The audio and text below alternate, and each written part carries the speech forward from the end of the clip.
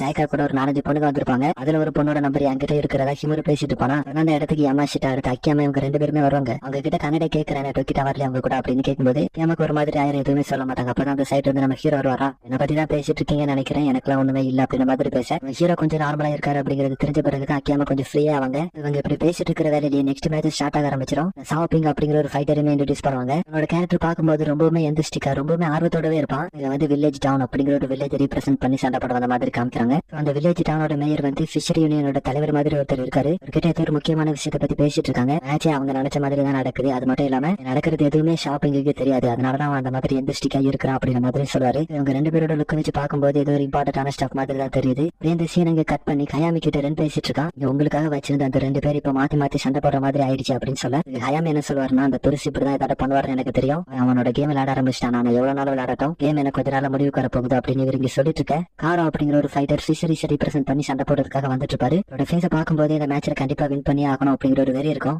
அந்த கூட்டத்துக்குள்ளே கோலான் அப்படிங்கிற ஒரு ஃபைட்டரை காமிக்கிறாங்க. அவன் ஷாப்பினை பார்த்துட்டு அதை பத்தி அவனோட மேனேஜர் கிட்ட சொல்லிட்டு இருப்பான். என்னன்னா, கோலான் வாழ்ந்த வில்லேஜ் கிட்ட தான் மியான்மர் பார்டர் இருக்குது. அங்க வந்து வருஷம் ஒரு டோர்னமெண்ட் கண்டக்ட் பண்ணுவாங்களாம். இதுல வந்து தாய்லாந்துல இருந்தும் ஃபைட்டர்ஸ் கலந்துப்பாங்க, மியான்மர்ல இருந்தும் ஃபைட்டர்ஸ் கலந்துப்பாங்க. என்னன்னா, தாய்லாண்டை ரீப்ரசென்ட் பண்ணி 15 வயசுல சண்டை போட்டுருக்கான். ஆனா தாய்லாந்துல இருந்தா பெஸ்ட் ஃபைட்டராகவும் இருந்திருப்பான். அப்படி இருக்கச்சுலதான் ஷாப்பிங் அப்படிங்கிற இவன் கூட ஃபைட் பண்றாரு. கூட நடந்த மேட்ச்ல இவர் தான் வின் பண்றாரு. ஆனா அவருக்கு அந்த அளவுக்கு சாட்டிஸ்பாக்சனே கிடையாது. எந்த ஒரு ஆப்பனன்ட் கூட இவர் வந்து ஃபைட் பண்ணாலும் அந்த ஆப்பனன்ட் வந்து நாக் டவுன் பண்ணி போடுவாரு. அப்படி வின் பண்ணிட்டு இருந்த இவரால இவனை மட்டும் நாக் டவுன் பண்ண முடியல. ஃபர்ஸ்ட் டைம் மேட்ச் எல்லாம் முடிஞ்ச பிறகுமே கூட கோலான் கிட்ட வந்து ஷாப்பிங் சண்டை போடலாமான்னு கேட்டு தொந்தரவு பண்ணிட்டு தான் இருந்திருக்கான். இவர் வந்து எப்பவுமே அவனை கண்டுக்கவே மாட்டாரு. அப்படியே காலங்கள் போக மறுபடியும் அவனை இந்த மாதிரியான ஒரு இடத்துல மீட் பண்ண நினைச்சு கூட பாக்கல அப்படின்னு யோசிச்சுட்டு இருப்பாரு. அப்படியே அந்த மேயரையும் யூனியன் தலைவரையுமே காமிக்கிறாங்க. அவங்க 2 பேரும் என்ன பேசிட்டு இருக்காங்கன்னா, மேட்சோட நடுவுல கோர வந்து அவரோட பேலன்ஸ் ஸ்லிப் பண்ணுவார், அதான் நம்மளோட பிளான். ஷாப்பிங்கோட கண்டிஷன் வச்சு பார்க்கும்போது நம்ம நினைச்சது நடக்க போறது இல்லை அப்படின்னு பேசிட்டு இருக்கேன். மேட்சுமே அப்படியே ஸ்டார்ட் பண்றதுக்கு முன்னாடி 2 பேரும் நிக்க வைக்கும் போது காரை வந்து ஷாப்பிங்க பார்த்துட்டு இது என்ன மாதிரியான ஸ்டான்ஸ் அப்படின்னு யோசிச்சுட்டு இருப்பான். மேட்சுமே ஸ்டார்ட் ஆக ஷாப்பிங் ஃபைட் பண்றதுக்காக போவானா, எனக்கு தெரியுது அவரோட கண்டிஷன் என்ன. இதுக்கு முன்னாடி அவர் மார்ஷல் ஆர்ட்ஸே தொட்டது கிடையாது.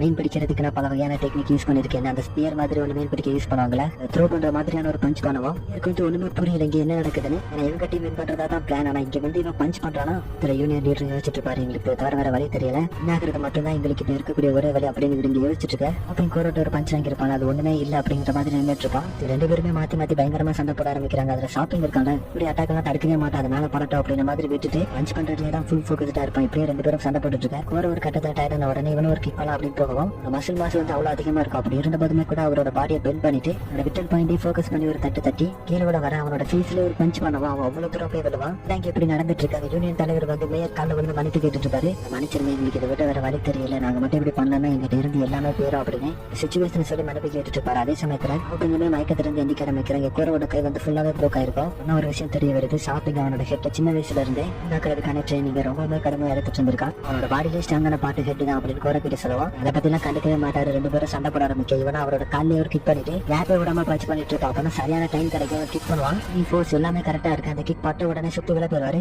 அவன் நினைச்சிருப்பான் சடனா அவனுக்கு ஒரு பஞ்ச் விழும். அப்ப என்ன நடக்குது அப்படின்னு பார்க்கும்போது வியர்டான ஸ்டான்ஸ்ல நின்றுட்டு இருப்பாரு. அவரோட ஒரே ஒரு விரல் மட்டும் தான் அவரோட ஃபுல் பாடியும் தாங்கிட்டு இருக்கு. அப்ப வந்து லேண்ட் சிக்னஸ் அப்படிங்கிற ஒரு விஷயத்தை நமக்கு எக்ஸ்பிளைன் பண்ண ஆரம்பிக்கிறாங்க. கடல்லே மீன் பிடிக்க போறவங்க, ஷிப்ல வேலை செய்யறவங்க, இவங்களுக்கு வந்து லேண்ட் சிக்னஸ் அப்படிங்கிற ஒரு இதால பாதிக்கப்பட்டிருப்பாங்க. கடல்ல டிராவல் பண்ணும்போது அது வந்து எப்பவுமே ஸ்டேபிளா இருக்காதுல்ல, அதனால லேண்டுக்கு வந்த பிறகுமே கூட இந்த கடல்ல இருக்கிற மாதிரி ஒரு மாதிரி க்ளூமியான ஃபீலா தான் இருப்பாங்க. இதெல்லாம் சொல்லிட்டு நம்ம ஹீரோ வந்து காரோட மண்டையில கிக் பண்ணிருப்பார்ல, அந்த டைம்ல இவர் வந்து அவரோட பேலன்ஸை லூஸ் பண்ண அந்த கடல்ல இருக்கிற மாதிரியான ஒரு ஃபீல் வந்திருக்கு. எப்பவுமே ஃபிஷிங் போகும்போது அது வந்து எப்பவுமே ஸ்டேபிளா இருக்காது. அதனால இவங்க வந்து பேலன்ஸா இருக்கிறதுக்கு ஒரு பெர்ஃபெக்டான ஸ்டான்ஸ்ல நின்னாக்கணும். அந்த மாதிரி தான் சடனா அவருக்கு கடல்ல இருக்கிற மாதிரியான ஒரு ஃபீல் வர கன்சியஸாக அவரோட பாடி வந்து அவர் ஸ்டேபிள் பண்ணிருக்கோம். நெக்ஸ்ட் காரை துள்ளி வந்து ஒரு கிக் பண்ண அவர் ரொம்ப தூரம் தள்ளி போய் விழுந்துருவான். அங்க இருந்து 2 பேரும் நெக்ஸ்ட் மூமெண்ட்டுக்காக வெயிட் பண்ணிட்டு இருக்க. 2 பேரும் ஒரே சமயத்துல அட்டாக் பண்றதுக்காக போவாங்க. அதுல ஷாப்பிங் இருக்காங்க. ஃபர்ஸ்ட் அவரோட வயிற்று பத்திக்கு அவரை அந்த காலை பிடிச்சு கீழே அடிக்கவும் மறுபடியும் அவர் பஞ்ச் பண்ணலான்னு வருவாரா, இவனும் பிடிச்சு விட்டுவான். மறுபடியும் ஓடி வந்து அவரை பஞ்ச் பண்ணலான்னு வருவானா, அவர் அதுல இருந்து மிஸ் ஆகி என்ன பண்ணுவாருன்னா அந்த பாடி லாக் பண்ணி நெருக்க ஆரம்பிக்கிறாரு. அதுக்கு என்ன பண்ண போறோம் அப்படின்னு எல்லாரும் யோசிச்சுட்டு இருக்க. ஷாப்பிங் பிரில்லியன்ட் அவரோட கழுத்து வந்து அன்னாரம்டா இருக்கும். அவரோட கழுத்துல எல்போ வச்சு அடிக்க அவரும் அன்கான்சியஸ் ஆயிடுவாரு. போறதுக்கு முன்னாடி ஒரு கஷ்டமான காட்சி அவரோட கண்ணுக்கு வந்துட்டு போகும். உங்களுக்கு இத்தனை வருஷமா சாப்பாடு போட்டுட்டு இருந்த கடல் அவங்களை விட்டு இப்போதைக்கு போக போகுது அப்படிங்கிறத நினைச்சு கவலைப்படுவாரு. இதை பொறுத்த வரைக்கும் இந்த டோர்னமெண்ட்ல கலந்துக்கிட்டது சேர்மன் பதவிக்கு அப்படின்ற மாதிரி எந்த ஒரு நீடுமே கிடையாது. இதுக்கு ஒரு வழி தெரியல, இந்த டோர்னமெண்ட்ல கலந்துக்கிறது தவிர வேற எந்த ஒரு வழியுமே கிடையாது. ஆனா ஹயாமி இருக்கார்ல, அவரோட கம்பெனி எம்ப்ளாயிஸ் தங்குறதுக்காக ரிசார்ட் கட்டுறதுக்கான பிளான்ல இருந்திருக்காரு. அப்படி இவர் இந்த இடத்துல கட்ட வேணா வேற இடத்துல இந்த கன்ஸ்ட்ரக்ஷனை வச்சுக்கலாம் அப்படின்னு ஆசைப்பட்டாங்கன்னா அதுக்காக அவரை ரீப்ரசென்ட் பண்ணி இவங்க வந்து இந்த டோர்னமெண்ட்ல கலந்துக்கணும் அப்படின்ற மாதிரி ஒரு டீல் வச்சிருக்காங்க. சோ வேற வழியே இல்லாம தான் அவங்க அந்த டீலுக்கு ஒத்துப்பாங்க. எப்படியாவது அவங்களோட போட்டு திரும்ப கிடைச்சிரும்னு அந்த மாதிரியான ஒரு டீலிங் நடந்திருக்கும்ல. இது நடந்து கொஞ்ச நாள் கழிச்சு காரோ கைக்கு வந்து ஒரு பென்ட்ரைவ் கிடைக்குது. பென்ட்ரைவ் யாரும் அனுப்பி விட்டுருக்காங்க. அந்த பென்ட்ரைவ்ல வந்து எந்த ஒரு டீடைல்ஸுமே இல்ல. அனுப்பி விட்டா என்னது அப்படிங்கிறது எதுவுமே இவருக்கு தெரியல. பட் போட்டு பாக்குறாரு. அவர் அந்த லேப்டாப்ல பார்த்த காட்சி அவருக்கே ஆச்சரியமா இருந்திருக்கும். ஹயாமி என்ன சொல்லிருப்பாரு, என்னோட எம்ப்ளாயிஸ் தங்குறதுக்கு ஒரு ரெசார்ட் தான் கட்டுறோம் அப்படின்ற மாதிரி சொல்லிருப்பாரு. ஆனா உண்மையாவே அந்த இடத்துல ஒரு எலக்ட்ரிக் பவர் பிளான்ட் கட்டுறதாவும் வில்லேஜ் அவரோட தான் மாத்திரதான ஒரு பிளான்ல தான் இருந்திருக்காரு. சோ இதெல்லாம் யோசிச்சு பார்த்துட்டு கண்டிப்பா அந்த ஹயாமி நான் பழிவாங்க அப்படின்னு முடிவு பண்ணாரு. எதுவும் தெரியாத ஷாப்பிங் அவனோட வெற்றி அங்க கொண்டாடிட்டு இருப்பான். மேயருக்கு அவனோட கண்டிஷன் என்ன அப்படிங்கிறது ஃபுல்லாவே தெரியும். அதனால அந்த யூனியன் லீடர் கிட்ட இருந்து தப்பிச்சு பேரு, நீ வந்து அவங்களுக்கு துரோகம் பண்ணிருக்க அப்படின்னு சொல்லும்போது உன்னை சும்மா விட மாட்டாங்க, நான் காரோ பாத்துக்கிறேன், நீ அதை பத்தி எல்லாம் கவலைப்பட வேண்டாம், நீ இப்போ தப்பிச்சுப்போ அப்படின்னு சொல்லிட்டு இவங்க யோசிச்சுட்டு பாரு. அவனோட பிளான் வந்து சொதப்பிடுச்சு அப்படிங்கும் போதுமே கூட அவன் வந்து ஒண்ணுமே சொல்லல. அவன் இந்த டோர்னமெண்ட் ஒரு கேம் மாதிரி தான் பாக்குறானே தவிர சீரியஸாவே எடுக்கல அப்படிங்கிறது எதிரே தெரியுது. ஒரு ஆட்டிடியூட் வாங்கிட்டு இருந்து எனக்கு பிடிக்கல அப்படின்னு இவங்க யோசிச்சுட்டு இருக்கு. அப்படியே அந்த சீனங்க கட் பண்ண யமாஷிட்டா வந்து ட்ரிங்க்ஸ் வாங்கி குடிக்கிறதுக்காக வந்திருப்பாரா. வெண்டிலேட்டர்ல இருந்து ஒவ்வொரு ட்ரிங்க்ஸா வாங்கிட்டு இருப்பாரு. அப்ப அந்த இடத்துக்கு செட்ஸ்னாவும் அந்த கோவை யூனிவர்சிட்டியோட செக்ரட்டரியுமே வருவாங்க. அவங்க என்ன பண்ணுவாங்கன்னா, கிட்ட நீங்க மட்டும் ஏன் தனியா வந்திருக்கீங்க அப்படின்ற மாதிரி பேசிட்டு இருப்பாங்க. அப்பதான் பின்னாடி டிஸ்னி லேண்ட் அப்படிங்கிற ஒரு கம்பெனி ரீப்ரசென்ட் பண்ணி 2 பேரும் டாய் மாதிரி வேஷம் போட்டுட்டு வந்திருப்பாங்க. பார்த்ததுமே இவங்களுக்கு வந்து ரொம்பவே கியூட்டா இருக்கே அப்படின்னு சொல்லிட்டு அதுல வந்து துளி துளி விளையாண்டுட்டு இருப்பாங்களா. அப்படியே ஒவ்வொரு பொம்மையா துளி துளி விளையாண்டுட்டு இருக்க 2 பேரும் இதெல்லாம் பார்த்துட்டு தான் இருப்பாங்க. அப்ப அதுல மாக்கி அப்படிங்கிற ஒரு பொம்மை இருக்கும். அதுக்குள்ள இருந்து ஃபர்ஸ்ட் ஒரு வாய்ஸ் கேட்டு இப்ப வேற ஒருத்தரோட வாய்ஸ் கேட்குது அப்படின்னு நீங்க திரும்பி பார்க்க கியூட்டா இருந்த மாக்கி பொம்மை இப்ப டெரரா இருக்கும். அதை பார்த்து ஆச்சரியப்பட்டு இருக்கேன். இந்த சீனுங்க கட் பண்ண டிஸ்னி லேண்ட் ஃபைட்டர்ஸ் வந்து இன்ட்ரோடியூஸ் பண்ணிட்டு இருப்பாங்களா. அவங்களுக்கான தீம் சாங் வந்து இந்த ஷோல என்ன மாதிரியான ஒரு மியூசிக் யூஸ் பண்ணுவாங்களோ அதே மாதிரியான ஒரு மியூசிக் தான் இவங்களும் யூஸ் பண்ணுவாங்க. இதை கேட்கறதுக்கு எல்லாருக்கும் எப்படி இருக்குன்னா, அவங்களும் எங்க இருக்கும்போது டிஸ்னி லேண்ட் போனது அதெல்லாம் அவங்களுக்கு ஞாபகம் வர ஆரம்பிக்குது. அதுலயே ஒரு எக்ஸ்கர்பீஸ் காமிக்கிறாங்க. இவங்களும் எங்க இருக்கும்போது டிஸ்னி லேண்டுக்கு போயிருக்காங்க. டைம்ல இவங்க 2 பேருமே சேர்ந்து நல்லா என்ஜாய் பண்ணிருக்காங்க. பட் சென்னை இருக்காருல, அவர் வந்து ஏதோ சீட்டிங் பண்ணிருக்காரு இவங்க கிட்ட. அதனால ஷியானுமே பிரேக்கப் பண்ணிருப்பாங்க. இப்போ டிஸ்னி லேண்டோட மியூசிக் கேட்டதும் எங்களுக்கு வந்து பழசெல்லாம் ஞாபகம் வர ஆரம்பிக்குது. ஆனா சென் வந்து எனக்கு ஒரு சிகரெட் ஆகும் அப்படின்னு சொல்லி கேட்க வருவாரு. இதுக்கு வந்து அவங்க நோ சொல்லிடுற இவர் என்னன்னு புரியாம அதுக்கு என்னன்னு கேட்க வருவாரு. அந்த இடத்துல மோக்கி அப்படிங்கிற ஒரு காஸ்டியூம் போட்டவரை நடந்து போயிட்டு இருப்பாரா. பார்த்தது இவங்க 2 பேருக்கு ஆச்சரியமா இருக்கும். மோக்கி பொம்மை தானே அது, ஆனா அது இப்படி இருக்காது அப்படின்னு சொல்லி யோசிச்சுட்டு இருப்பாங்க. அந்த மோக்கி பொம்மை போன பிறகு சென் கேட்பாரு ஷியான் கிட்ட, நான் வந்து அந்த சிகரெட் தான் கேட்டேன், எதுக்கு நோ சொன்ன அப்படின்னு சொல்லி கேட்க இவங்க வந்து மறுபடியும் அவன் நம்மள டேட்டிங் தான் கூப்பிடுறான் அப்படின்னு நினைச்சுதான் அவங்க ஃபர்ஸ்ட் நோ சொல்லிருப்பாங்க. அவர் வந்து சிகரெட் தான் கேட்க வந்திருக்காரு, நம்ம வந்து தப்பா நினைச்சு நோ சொல்லிட்டோம் அப்படிங்கிறது தெரிஞ்ச உடனே இது ஒண்ணுமே சொல்லலாம், நீ இதை நினைச்சிட்டு இருக்க அப்படின்னு சொல்லி முடிச்சிருவாங்க. இவன் வந்து நெச அப்படிங்கிற அந்த மோக்கி பொம்மை காஸ்டியூம் போட்டுருப்பான். அவனை வந்து இன்ட்ரோடியூஸ் பண்ண உள்ள வந்து அந்த டெஸ்டிங் லேண்ட பத்தியே நினைச்சு பார்த்துட்டு இருப்பான். அந்த டெஸ்டிங் லேண்டுக்கு என்னாச்சுன்னு தெரியல. நாங்க வந்து அந்த ஸ்டேடியத்துக்கு வந்த பிறகு மன்னிச்சிட்டு மோக்கி, என்ன எல்லாருமே மன்னிச்சிடுங்க அப்படின்னு சொல்லி அவனோட மனசுக்குள்ள யோசிச்சு பார்த்துட்டு மாஸ்க் ஸ்பிட் செகண்ட்ல உடச்சு தள்ளிடுவானா. நெச அப்படிங்கிற அழுதுட்டு இருப்பான். இதை பார்த்தோம் எல்லாருக்குமே ஆச்சரியமா இருக்கும். ஆனா அவனுக்கு மட்டும் தான் தெரியும் எதுக்காக ஆடுறான் அப்படிங்கிற ரீசன். எல்லாருமே அந்த கேரக்டர் ஃபோக்கஸ் பண்ணி பார்த்துட்டு இருக்கும்போது நோக்கி மட்டும் அந்த கேரக்டர் எவ்வளவு ஸ்பீடா அந்த மாஸ்க உடச்சா அப்படிங்கறத ஃபோக்கஸ் பண்ணி பார்த்துட்டு இருப்பாரு. இப்ப அந்த நெச இருக்கால, அவனை எப்படி அந்த டெஸ்டினி லேண்ட் மேனேஜர் வந்து ரெக்ரூட் பண்ணாரு அப்படிங்கறத பத்தி சொல்றாங்க. இதை பத்தி சொல்லணும்னா வந்து ஒரு பெர்ஃபெக்டான ஃபைட்டர், அண்டர் கிரவுண்ட்ல மேட்ச் பண்ணி நிறைய இது வின் பண்ணிருக்கான். ஆனா அவனுக்கு வந்து இந்த டெஸ்டினி லேண்ட் உள்ள மாக்கி இது மேல எல்லாம் அவனுக்கு வந்து கிரேஸ் ரொம்பவே அதிகம். அவன் கிட்ட இருக்கக்கூடிய இந்த ஒரு கேரக்டரிஸ்டிக் அவரோட அட்வான்டேஜா யூஸ் பண்ணி ஏற மாதிரி அவனை யூஸ் பண்ணிக்கிட்டு இருப்பாரு. இப்ப வந்து நெக்ஸ்ட் கான்டெஸ்டன்ட் வந்து இன்ட்ரோடியூஸ் பண்ணணும். ஆனா அப்படி இன்ட்ரோடியூஸ் பண்றதுக்குள்ளே ரே வந்து உள்ள வந்துருவான். ரே கிட்ட சொல்லுவாங்க, என்ன நான் இன்ட்ரோடியூஸ் பண்றதுக்குள்ளே நீ உள்ள வந்துட்டு அப்படின்னு சொல்லும்போது அதனால ரீனாவை வெயிட் பண்ண வைக்க முடியாது, அதனால எல்லா வேலையும் சீக்கிரமா பண்ணிடு அப்படிங்கிற மாதிரி சொல்லிட ரெண்டு ரீனாவுமே வேற வழி அனுப்பி வைக்கிறதுக்காக வந்திருப்பாங்க. சயக்காவுமே ஹரிபரியா ரே இன்ட்ரோடியூஸ் பண்ணி முடிக்க இந்த சீன் அங்க கட் பண்ணி ஒரு பிளாஷ்பேக் போறாங்க. அதுல ரே வந்து சின்ன பையனா இருக்கிறான். காட்டுக்குள்ள விட்டு அவனுக்கு வந்து 9 நாள் தூங்காம சாப்பிடாம எதுவுமே பண்ணாம ட்ரைனிங் எடுக்க வைக்கிறாங்க. குடும்பக்குள்ள ட்ரைனிங்கே கொஞ்சம் வித்தியாசமா இருக்கும். ஏன்னா பழகக்கூடிய மார்ஷல் ஆர்ட்ஸ் வந்து ஹிஸ்டரியில அழிஞ்சு போச்சு அப்படின்னு நினைச்ச ஒரு மார்ஷல் ஆர்ட்ஸ் வந்து இன்னுமே பாஸ் டவுன் ஆகி வந்துகிட்டே இருக்கு. இந்த வழியில பழகக்கூடிய ஒரு ஆளாக ரே இருக்கிறான். இதுவுமே கடுமையான ட்ரைனிங் கொடுக்குறாங்க. இந்த மாதிரியான ஒரு சுச்சுவேஷன்ல வந்து ஃபுல் ஃபோக்கஸ்டா இருக்கணும் அப்படிங்கறனால சில ரேயுமே அந்த டெக்னிக்கை மாஸ்டர் பண்ணிருப்பான். அவரோட மாஸ்டர் போகும்போது இதெல்லாம் சொல்லிட்டு தான் போவாரு. பஞ்ச் ஒரு லைட்டிங் மாதிரி இருக்குது அப்படிங்கிறது முக்கியம் கிடையாது, நீயே ஒரு லைட்டிங்கா மாறணும் அப்படின்னு சொல்லிட்டு போயிருப்பாரு. இந்த பிளாஷ்பேக் முடிஞ்சு பிரசன்ட் வர நெஸ் வந்து ரேயை பார்த்து அவனோட லுக்ஸை வச்சு ஃபுல்லா சொல்லிடுவான், ஸ்ட்ராங்கா தான் இருக்கிற பட் நான் தான் வின் பண்ணுவேன் அப்படின்ற மாதிரி சொல்ல வந்து ஒரு பச்சு தான் முடிச்சு விட்டு போயிருவான்.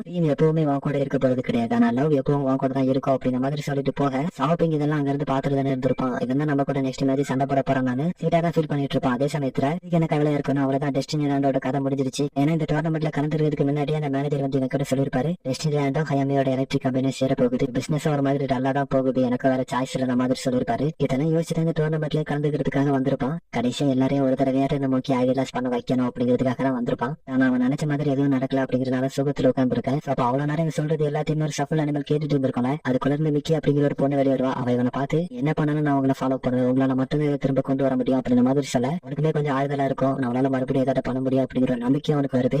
அந்த சீனங்க கட் பண்ண ரே நான் வந்து ரே கிட்ட எனக்கு ப்ராமிஸ் பண்ண மாதிரி யாரையும் கொலை பண்ணாம நீ வந்து வின் பண்ணிட்டு வந்திருக்க, இனிமே யாரையும் கொலை பண்ண வேண்டிய தேவையில்லை, நீ வந்து கொஞ்சம் கொஞ்சமா நல்ல பையனா மாறிட்டு வர அப்படின்ற மாதிரி சொல்ல அப்படியே அந்த சீனங்க கட் பண்ண ரேன் வந்து நெக்ஸ்ட் மேட்ச் போறதுக்காக தயாராயிட்டு இருப்பானா. ரெண்டு இன்ட்ரடியூஸ் பண்ண ஸ்டேடியத்துல இருக்கிற எல்லா கேர்ள்ஸுமே அவுட் ஆஃப் கண்ட்ரோல் போக ஆரம்பிச்சிட்டாங்க. முக்கியமா டொமாக்கா தான் கோவை யூனிவர்சிட்டியோட செக்ரட்டரி, அவங்க கையிலேயே பிடிக்க முடியல.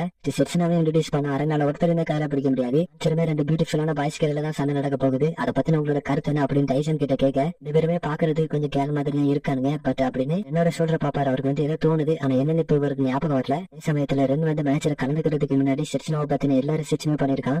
செக்ஷனை வந்து ஒரு கிளாசிக்கான மார்ஷல் ஆர்ட் ஸ்டைல் தான் பழகிருக்கான் அப்படிங்கிறது தெரிஞ்சு சண்டை போட்டு வந்திருப்பான். ரெஃப்ரிமே மேட்ச் ஸ்டார்ட் பண்ணி விட ரே வந்து பயங்கர ஃபாஸ்டா ஒரு கிளிக் பண்ணலான்னு போவான். ரெண்டு செட்ஸ்னா தப்பிக்க இவன் வந்து ஒரு பஞ்ச் பண்ணுவானா, இதுல இவரோட ஃபேஸ்ல வந்து லைட்டா காயம் பட்டுரும். நெக்ஸ்ட் பஞ்ச் பண்ணலாம் வரும்போது பஞ்ச்ல இருந்து எல்லாத்துலயுமே மிஸ் ஆகி சடனா பின்னாடி வந்துடுறாரு. இதே பண்ணுவார். என்னோட லெஃப்ட் ஆம் மட்டும் வேலை செய்யாம போயிடும். அந்த கையை பார்த்தாலே ஒரு மாதிரி வியர்டா இருக்கும். என்ன மாதிரியான டெக்னிக் யூஸ் பண்ணு தெரியல, ஆனா என்ன பண்ண அப்படின்னு தெரியாம முடிச்சிட்டு இருக்க. பிரச்சனை அவனை பார்த்து நீ எப்படி என்ன காயப்படுத்துறான், நான் என்ன அவனுக்காக அர்ப்பணிச்சிருக்கேன்னு சொல்லும்போது நீ எப்படி என்ன காயப்படுத்துறான், அதுக்காக நீ அனுபவிச்சு ஆகணும் அப்படின்னு சொல்லிட்டு இருக்க.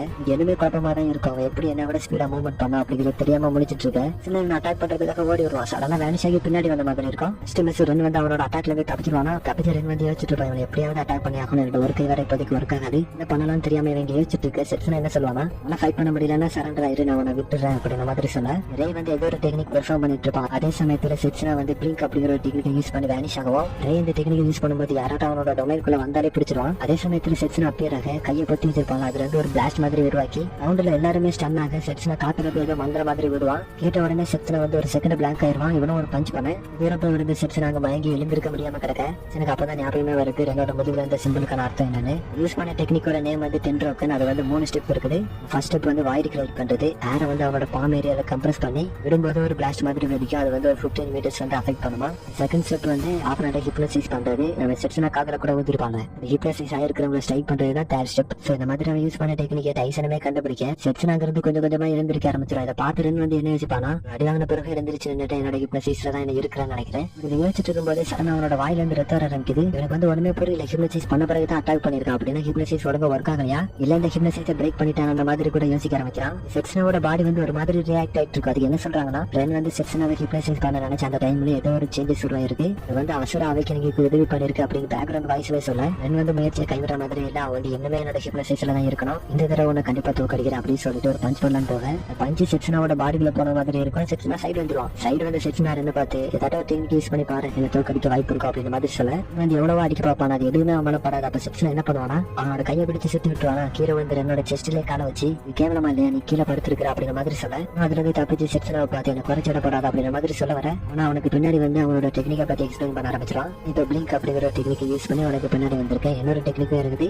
நான் பெர்சனலா உன்னை ஃபீட் பண்ணி வைக்கிறேன் அப்படின்ற மாதிரி சொல்ல. இது வந்து பயம் தாங்கல, நான் வந்து சரண்டர் ஆகிறேன் அப்படின்னு தோல்வியை ஒத்துக்கு வர. அதுக்குள்ள அவன் வந்து அந்த டெக்னிக்கை யூஸ் பண்ணி விட்டுவான். அவனோட கையில எப்படி ஸ்பைரல் மாதிரி ஸ்கின் மாறி இருக்கும், அதே மாதிரி அவனோட செஸ்ட்லயுமே மாறி இருக்கும்.